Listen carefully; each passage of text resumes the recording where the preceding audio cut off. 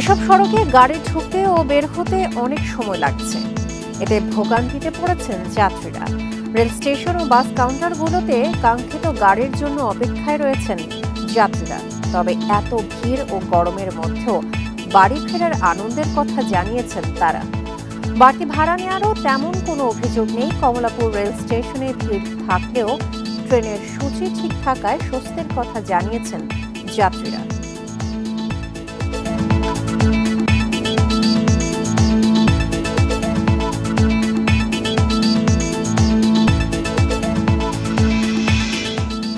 এ নিয়ে বিস্তারিত থাকছে সংবাদে স্বাগত। সকাল ৯টার বিরতিহীন ইন্ডিপেন্ডেন্ট সংবাদে আপনাদের সাথে আছি সঞ্চারী মজিদমা। আর শুরুতেই জানিয়ে দিব প্রধান শিরোনামগুলো।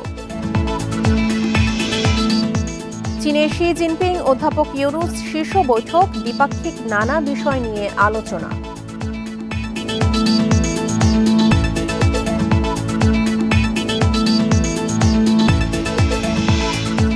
৭ এপ্রিলে আবারও শুরু জাতীয় ঐকমত্যের সংলাপ, লিখিত প্রস্তাব দিয়েছে ২৭ দল।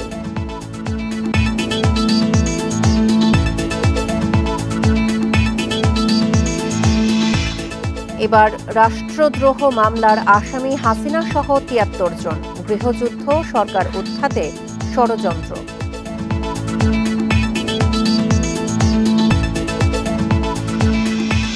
এই ঈদে জামা জুতো অ্যাক্সেসরিজের ডিসকাউন্ট। শুনছিলেন শিরোনাম, এবারে চলে যাচ্ছে পুরো খবরে। আজ থেকে ঈদের ছুটি শুরু হওয়ায় ঢাকা ছাড়ছে নগরবাসী। এতে ভোর থেকেই বিভিন্ন সড়কে দেখা দিয়েছে যানজট। ট্রেন ও বাস টার্মিনালগুলোর সামনে রয়েছে গাড়ির দীর্ঘ সারি। এসব সড়কে গাড়ি ঢুকতে ও বের হতে অনেক সময় লাগছে। এতে ভোগান্তিতে পড়েছেন যাত্রীরা। রেল স্টেশন ও বাস টার্মিনালগুলোতে কাঙ্ক্ষিত গাড়ির জন্য অপেক্ষায় রয়েছেন যাত্রীরা। তবে এত ভিড় ও গরমের মধ্যেও বাড়ি ফেরার আনন্দের কথা জানিয়েছেন তারা। বাড়তি ভাড়া নেওয়ারও তেমন কোনো অভিযোগ নেই। কমলাপুর রেল স্টেশনে ভিড় থাকলেও ট্রেনের সূচি ঠিক থাকায় স্বস্তির কথা জানিয়েছেন যাত্রীরা।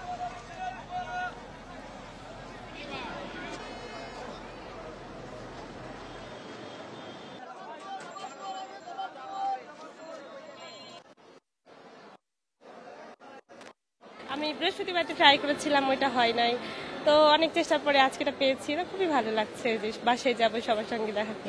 বাড়িতে সবাই থাকে, বাবা মা সাথে ঈদ কাটানোর জন্যই এই কষ্ট করে বাড়িতে যাচ্ছে। সবার সাথে ঈদ কাটাবো, আনন্দটাই আলাদা। অনেক ভালো লাগছে ঈদ যাত্রা, আর আমার মনে হয় কোনো ভোগান্তি নাই এবার, গতবারের তুলনায় অনেক ভালো। ঈদ যাত্রার আরো খবর জানাতে এই মুহূর্তে যোগ দিচ্ছেন আমাদের সহকর্মীরা। শুরুতেই যাচ্ছে রাজধানীর কমলাপুর রেল স্টেশনে, সেখানে আছেন আমাদের সহকর্মী আদিলুর রহমান।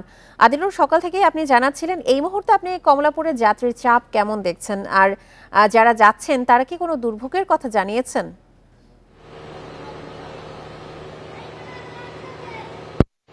দেখুন, স্বাভাবিকভাবেই আজকে যাত্রীদের চাপ বাড়ার কথা ছিল। তার কারণ হচ্ছে গতকাল শেষ কর্মদিবস গিয়েছে, আজকে থেকে ঈদের ছুটি শুরু হয়েছে, বলতে সরকারি ছুটি শুরু হয়েছে। এরপরে আসলে ঈদের যে ছুটি, সেই ছুটিটি শুরু হবে। তো লম্বা একটি ছুটি রাজধানীবাসী পেয়েছে। প্রত্যেক ঈদের মতো এবারও আমরা যেটি আসলে দেখতে পাচ্ছি যে রাজধানীবাসী তারা তাদের যে প্রিয়জনের কাছে ফেরার যে চেষ্টা, সেটি আসলে অব্যাহত রেখেছেন। এবং সকাল থেকে প্রত্যেকটি ট্রেনে যাত্রীদের চাপ আছে, তবে অতিরিক্ত যে চাপ বা গাদাগাদি করে যে চাপ, সেটি নেই। আমি আপনাকে একটি ট্রেনের উদাহরণ দিই। আপনি এখন নিশ্চয়ই যে ট্রেনটি দেখতে পাচ্ছেন, এটি দেওয়ানগঞ্জ বাজার ঈদ স্পেশাল ট্রেন। আমরা প্রত্যেক বছর আসলে যেটি দেখে থাকি যে এই দেওয়ানগঞ্জের এই ট্রেনটি এতটা যাত্রীদের চাপ থাকে, ভেতরে তো আসলে জায়গা থাকেই না। ট্রেনের ছাদে অসংখ্য মানুষ তারা তাদের যে গন্তব্য, সেই গন্তব্যে যান। তবে এবছর কিন্তু আসলে আমরা একেবারেই ভিন্ন চিত্র দেখতে পাচ্ছি। শুধুমাত্র যাত্রীরা তারা ট্রেনের ভেতরে আসনে, নিজ নিজ আসনে অবস্থান করেছেন, বসে আছেন। যাত্রীদের যে গাদাগাদির যে বিষয়টি, সেটি আসলে নেই। সকাল থেকে প্রত্যেকটি ট্রেন, বুড়িমারি এক্সপ্রেস থেকে শুরু করে প্রত্যেকটি ট্রেন নির্ধারিত সময়ে ছেড়ে গেছে এবং কোনো ট্রেনেই আসলে অতিরিক্ত যে যাত্রীর চাপ বা ট্রেনের ছাদে যাত্রীদের ভ্রমণ সেই দৃশ্যটি আমরা দেখতে পাইনি। বিশেষ করে উত্তরবঙ্গগামী যে ট্রেনগুলো আছে, রংপুর, দিনাজপুর, পঞ্চগড়, নীলফামারীগামী যে ট্রেনগুলো আছে, এই ট্রেনগুলোতে সবচেয়ে বেশি ভিড় থাকে এবং ট্রেনের ছাদেও যাত্রীদের অনেক বেশি চাপ থাকে। তবে এই প্রত্যেকটি ট্রেনই যাত্রীদের অতিরিক্ত চাপ ছিল না। আমরা যাত্রীদের সঙ্গে যখন আসলে কথা বলছিলাম, যাত্রীরা যেটি বলছেন যে এবারকার ঈদযাত্রা অনেক বেশি স্বস্তিদায়ক হচ্ছে তাদের জন্য, স্বস্তি নিয়ে তারা প্রত্যেকটি ট্রেনে বাড়ি ফিরতে পারছেন। অন্যদিকে রেলওয়ে কর্তৃপক্ষ তারা বলছেন যে তারা আগেভাগেই সব ধরনের প্রস্তুতি নিয়েছিলেন। ট্রেনের সংখ্যা ঠিক থাকলেও প্রত্যেকটি ট্রেনে বগির সংখ্যা বাড়ানো হয়েছে। এর পাশাপাশি যে শোভন চেয়ার এবং সুলভ শ্রেণীর যে কামরাগুলো আছে সেখানে 25% স্ট্যান্ডিং টিকিট দেওয়া হয়েছে। অর্থাৎ সব মিলিয়ে নানা আয়োজনের কারণে এবছরকার যে ঈদযাত্রা সেটি স্বস্তি হচ্ছে এবং স্বস্তি নিয়ে সবাই বাড়ি ফিরছেন, এটি এখানকার যাত্রীরা বলছেন।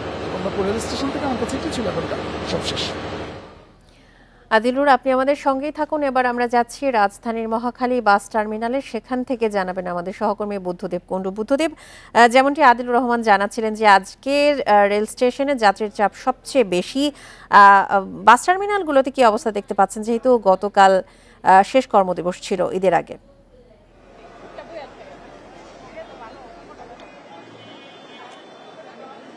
যদি বলি যে বাস টার্মিনালে সেই চিরচেনা রূপেই কিন্তু ফিরেছে। ঈদ যাত্রায় যে পরিমাণ মানুষের উপস্থিতি থাকে, গত কয়েকদিন ধরাই বাস মালিকরা বা সংশ্লিষ্টরা কিন্তু এক ধরনের অভিযোগ করছিলেন যে এবার ব্যবসা মন্দা, তাদের যাত্রী চাপ একদমই নেই। কিন্তু আজকের চিত্রটা কিন্তু একদমই আলাদা। আপনাকে যদি দেখাতে চাই, আজকের ভোর 4টা থেকে সংশ্লিষ্ট একটি ঢাকা ময়মনসিংহের একটি কাউন্টার থেকে আমাদের যে তথ্যটা দেওয়া হয়েছে, ভোর 4টা থেকে তাদের বাস শুরু করে যাত্রা এবং এখন পর্যন্ত 30টির উপরে এই একই কোম্পানির বাস কিন্তু এই মহাখালী বাস টার্মিনাল ছেড়ে গেছে। অর্থাৎ যাত্রী চাপ এত ছিল, 4টা থেকে শুরু করে 5:30টাতে প্রায় 15টা গাড়ি ছেড়ে যায়। তার মানে হলো যে কালকে বিকাল পর্যন্ত আমরা যেমনটি দেখছিলাম যাত্রী চাপ নেই, মহাখালী বাস টার্মিনাল একদম ফাঁকা। কিন্তু সেই আপনি যেমনটি বলছিলেন কর্মদিবস, কালকে শেষ কর্মদিবস ছিল, সেইটার পরেই কিন্তু চাপটা শুরু হয় এবং এখন পর্যন্ত আপনাকে দেখাতে চাই দীর্ঘ লাইনে দাঁড়িয়ে আছে যাত্রীরা তাদের নির্দিষ্ট গন্তব্যে যেতে।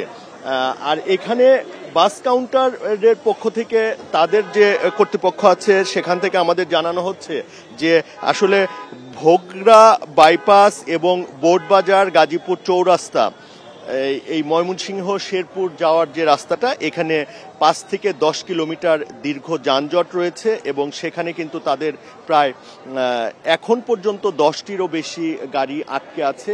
এজন্য কিন্তু তারা টিকিট দিতে পারছেন না। অর্থাৎ এই যে দীর্ঘ যানজট, এর প্রভাবটা কিন্তু টার্মিনালগুলোতে পড়েছে এবং এখানে ঘরমুখ মানুষ কিছুটা ভোগান্তি নিয়েই আসলে তাদের ঈদ যাত্রাটা করছেন। এখানে অনেকের সঙ্গে আমরা কথা বলেছিলাম, বেশিরভাগই কিন্তু কর্মজীবী। গতকালকে তাদের শেষ কর্মদিবস সমাপ্ত হওয়ার পরে আজকে সকালে পরিবার পরিজন নিয়ে ঈদ যাত্রায় অংশ নিচ্ছেন। এই যাত্রার তথ্য নিয়ে জানাচ্ছিলেন আমাদের সহকর্মীরা। এই মুহূর্তে এই যাত্রার আরো খবর জানবো সহকর্মী জিতু রায়ের কাছ থেকে। জিতু রায় জানাবেন মুন্সিগঞ্জ থেকে। মুন্সিগঞ্জের কি অবস্থা দেখতে পাচ্ছেন জিতু? এই মুহূর্তে যারা নাকি বাড়িতে যাচ্ছেন ঈদ উদযাপন করতে, তারা কি বলছেন?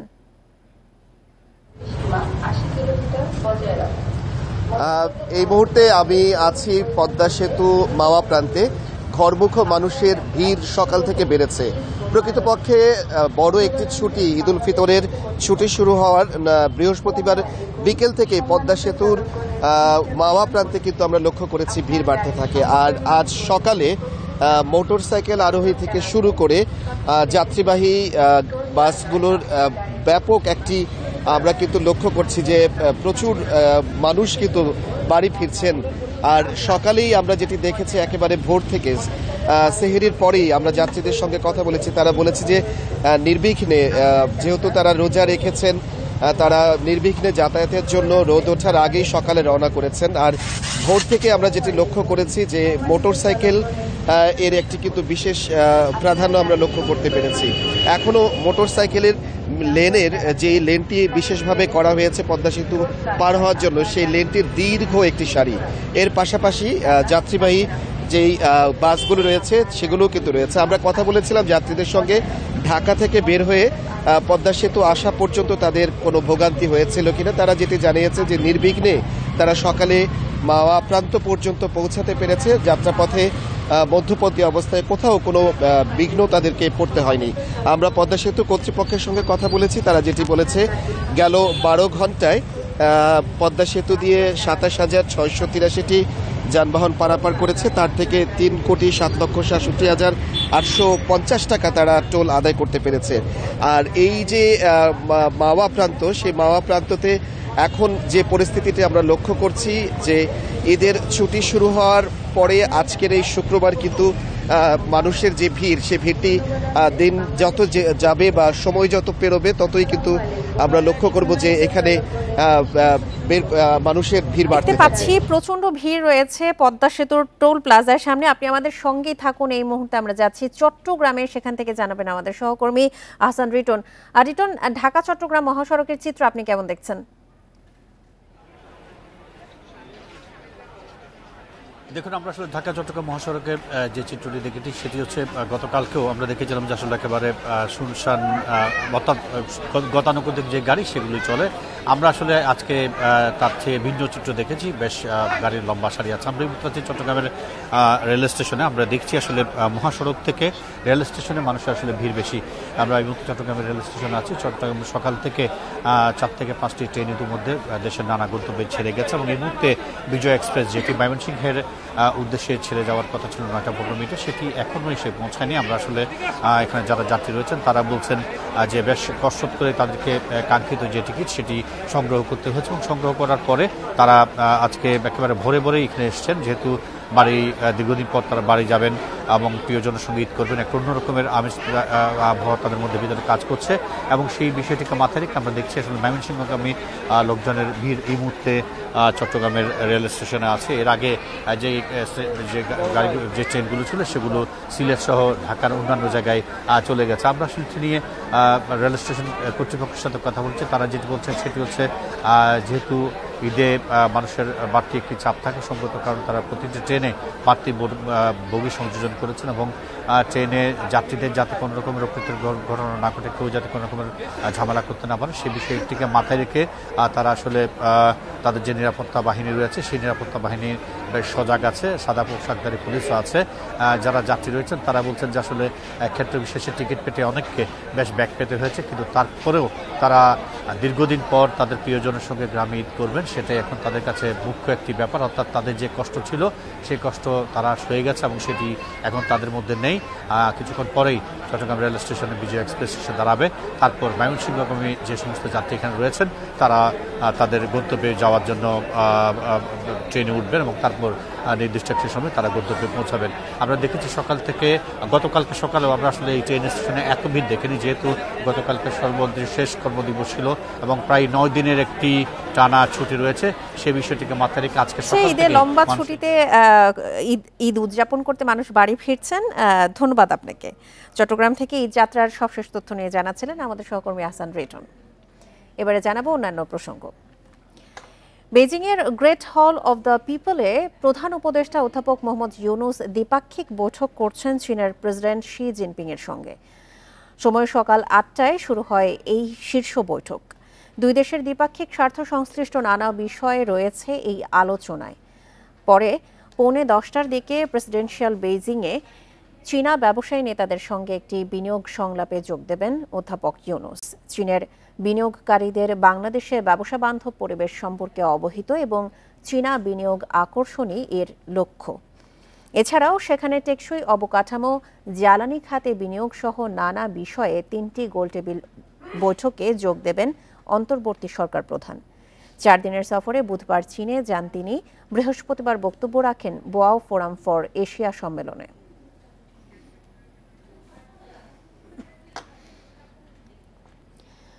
বিএনপি নেতা ইশরাক হোসেনকে ঢাকা দক্ষিণ সিটি কর্পোরেশনের মেয়র ঘোষণা করেছেন ঢাকার প্রথম যুগ্ম জেলা জজ ও নির্বাচনী ট্রাইব্যুনালের বিচারক মোহাম্মদ নুরুল ইসলাম। একই সঙ্গে ভোট গ্রহণে কারচুপি ও অনিয়ম প্রমাণিত হওয়ায় শেখ ফজলে নূর তাপসের মেয়র পদ বাতিল করা হয়। মেয়র হিসেবে শপথ নেবেন কিনা সেই সিদ্ধান্ত বিএনপি নেবে বলে জানিয়েছেন মামলায় বিজয়ী ইশরাক। 2020 সালে ঢাকা দক্ষিণ সিটি কর্পোরেশন মেয়র নির্বাচনে বিপুল ভোটে জয় পায় আওয়ামী লীগ সমর্থিত প্রার্থী শেখ ফজলে নূর তাপস। যদিও সে নির্বাচনে ভোট গ্রহণে কারচুপি, ফলাফলে অনিয়মের অভিযোগ করেছেন বিএনপি সমর্থিত প্রার্থী ইঞ্জিনিয়ার ইশরাক হোসেন। ফল ও প্রজ্ঞাপন বাতিল চেয়ে নির্বাচনের 1 মাস পর মামলা করেন মেয়র প্রার্থী ইশরাক হোসেন। আসামি করা হয় তৎকালীন প্রধান নির্বাচন কমিশনার KM নুরুল হুদা, বিজয়ী প্রার্থী শেখ ফজলে নূর তাপস ও তৎকালীন রিটার্নিং কর্মকর্তা আব্দুল বাতেন সহ 8 জনকে। বৃহস্পতিবার এই মামলার রায় দেয় আদালত। ভোট গ্রহণে কারচুপি ও অনিয়ম প্রমাণিত হয় মেয়র শেখ ফজলে নূর তাপসের মেয়র পদ বাতিল করা হয়। বিএনপির সমর্থিত প্রার্থী ইঞ্জিনিয়ার ইশরাক হোসেনকে মেয়র হিসেবে ঘোষণা করে আদালত। রায় ঘোষণার পর ইশরাক হোসেনের আইনজীবী জানান, গেজেট পাশ হলে মেয়র হিসেবে শপথ নিতে পারবেন ইশরাক হোসেন।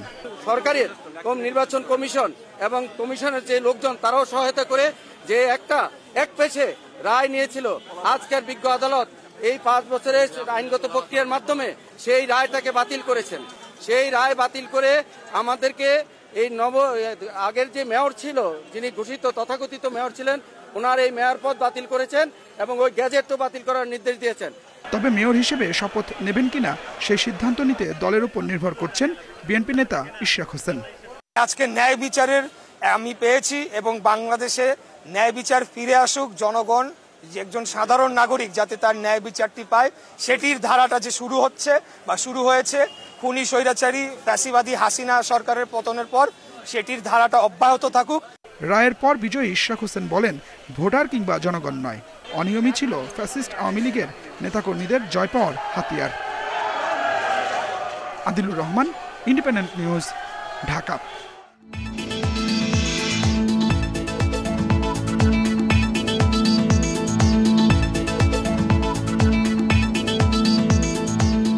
বন, পাহাড় আর ঝিরি ঝর্ণা নিয়ে পার্বত্য জেলা খাগড়াছড়ি। আলোটিলা সুড়ঙ্গ, ঝুলন্ত ব্রিজ, রিসাং ঝর্ণায় পর্যটক থাকে বছর জুড়ে। তবে ঈদ সহ যে কোনো উৎসবে তা বাড়ে কয়েক গুণ। এবারও তাদের জন্য নতুন করে সাজছে পর্যটন কেন্দ্রগুলো। ঈদ ও বৈশাখী কাছাকাছি সময় হওয়ায় এবার টানা কয়েক সপ্তাহ সমাগম আশা করছেন ব্যবসায়ীরা।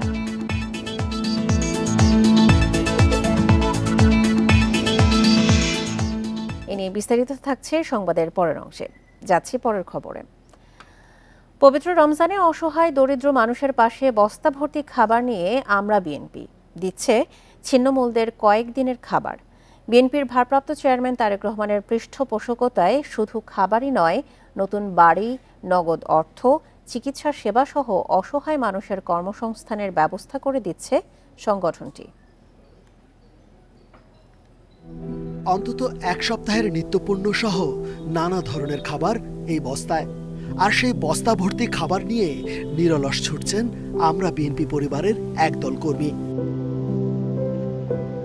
রাজধানীর বিভিন্ন এলাকার রাস্তায় হেঁটে বেড়াচ্ছেন তারা। দুস্থ কিংবা অসহায় মানুষ দেখলেই ছুটে যাচ্ছেন। কোনো কিছু বুঝতে না দিয়েই চুপচাপ রেখে যাচ্ছেন খাবার ভর্তি বস্তা। যিনি পাচ্ছেন তিনি জানলেনই না কে তার জন্য রেখে যাচ্ছেন খাবারের ব্যাগ। ডান হাতে দান জানবে না বাম হাত, এ যেন কাউকে সহযোগিতার ক্ষেত্রে গোপনীয়তা রক্ষার অনন্য উদাহরণ। ব্যতিক্রমী এ আয়োজনের কারিগর আমরা বিএনপি পরিবার। নতুন বাংলাদেশ গড়ার লক্ষ্যেই আমরা কিন্তু কাজ করে যাচ্ছি। আমাদের নেতা জনক তারেক রহমান, উনি কিন্তু আসলে মিছিল মিটিং করাটাই বড় রাজনীতি না।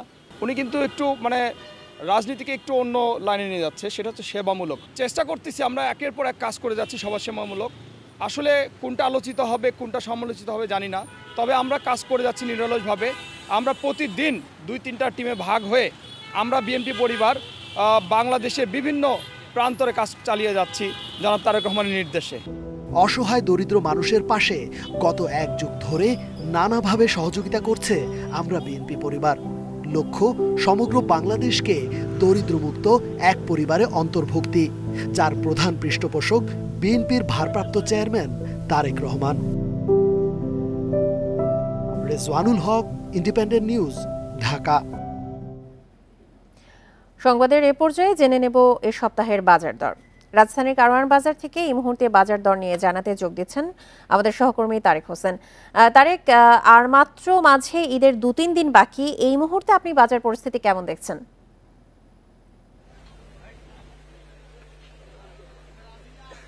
জি, যেমনটা বলছিলেন, আসলে ঈদকে সামনে রেখে বাজারের বেচাকেনা বেড়েছে, যদিও ঢাকাবাসীর এখনো পর্যন্ত আমরা যেটা দেখতে পেয়েছি যে ঘর ফিরতে মানুষজন যেহেতু ঢাকা থেকে ছেড়ে চলে গিয়েছে, সেক্ষেত্রে আসলে অতটা ভিড় কিন্তু দেখা যাচ্ছে না কারওয়ান বাজারে। তবে আমরা বাজারে এসে যেটি দেখতে পেয়েছি যে অন্যান্য বারের থেকে কিন্তু এবার বাজার আগের দামেই মোটামুটি স্থিতিশীল রয়েছে। বিশেষ করে ঈদকে সামনে রেখে সেমাই, চিনি, গুঁড়ো দুধ সহ এই আনুষঙ্গিক পণ্যগুলোর দাম কিন্তু মোটামুটি আগের মতো স্থিতিশীল রয়েছে।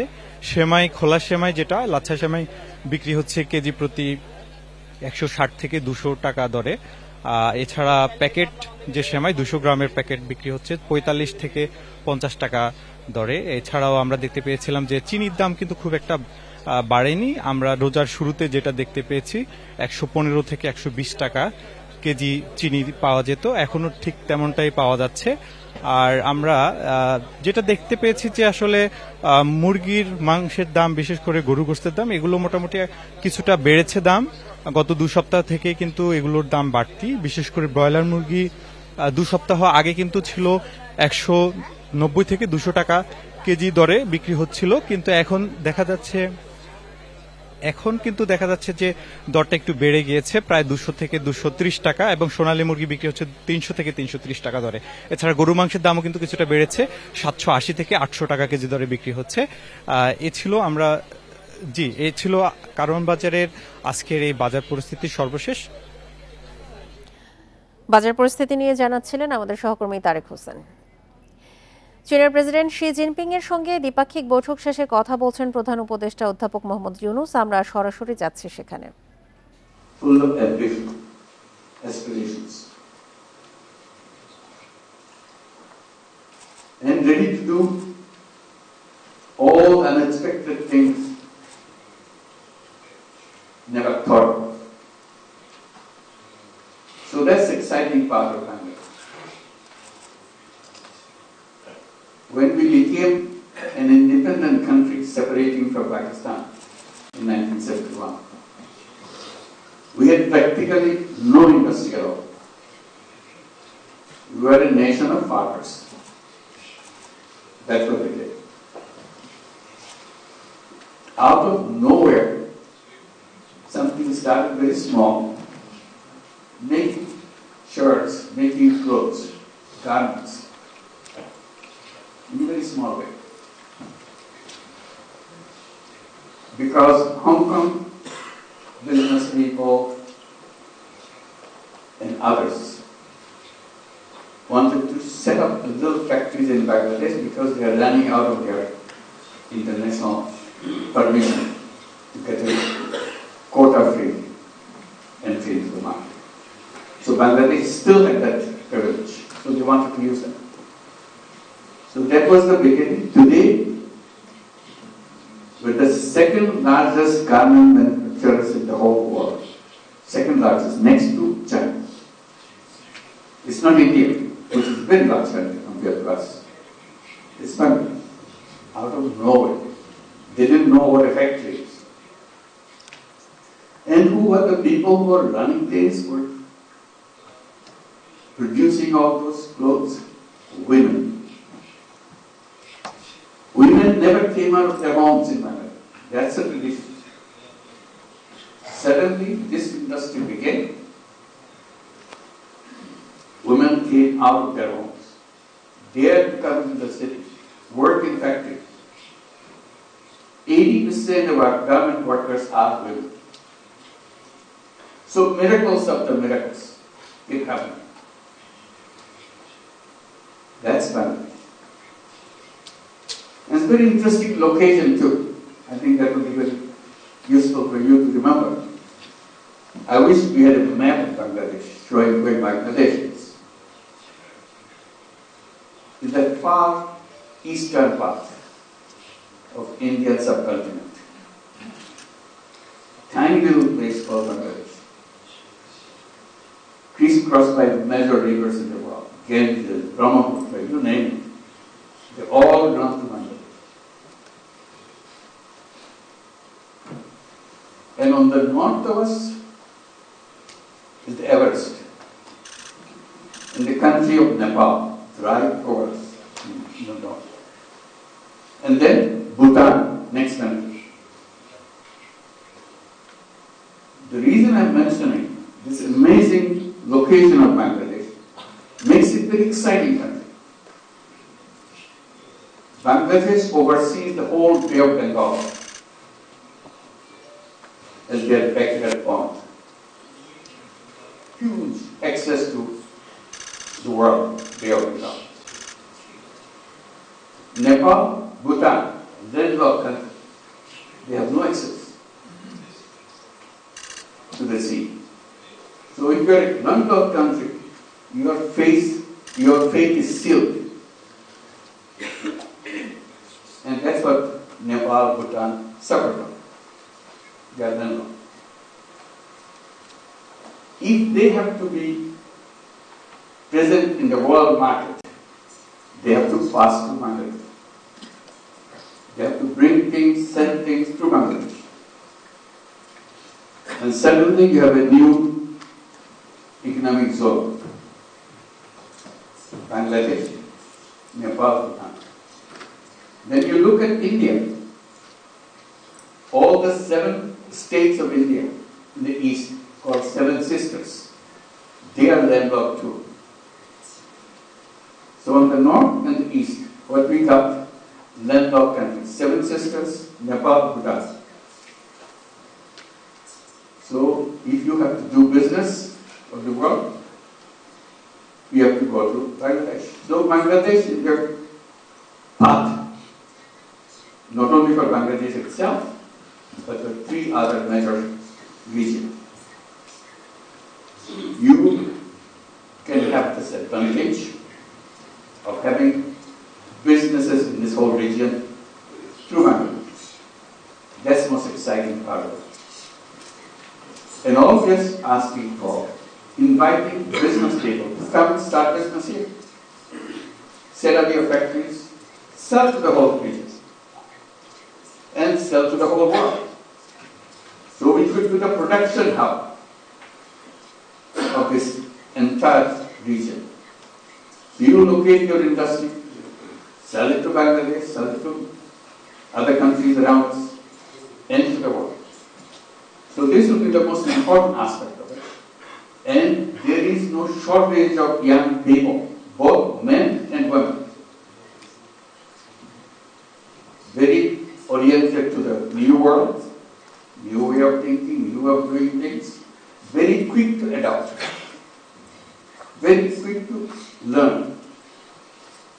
If you are making assembly plants, if you are making any technologically oriented businesses, I think it would be good to consider Bangladesh. And last point I wanted to make is a huge transformation in Bangladesh just about 8 months back.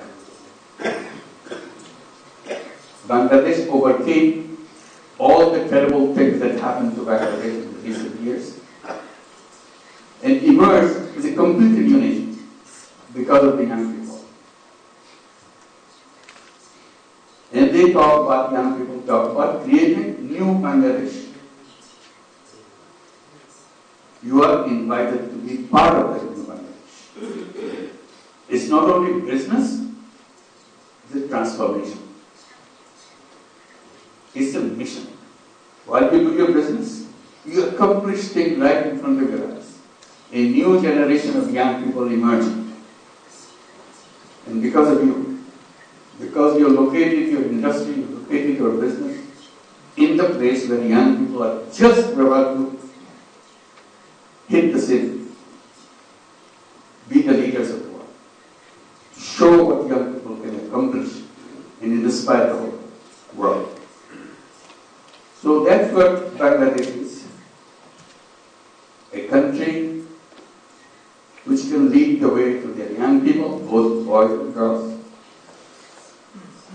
ready to win. So please be part of it. That's our invitation. Thank you very much.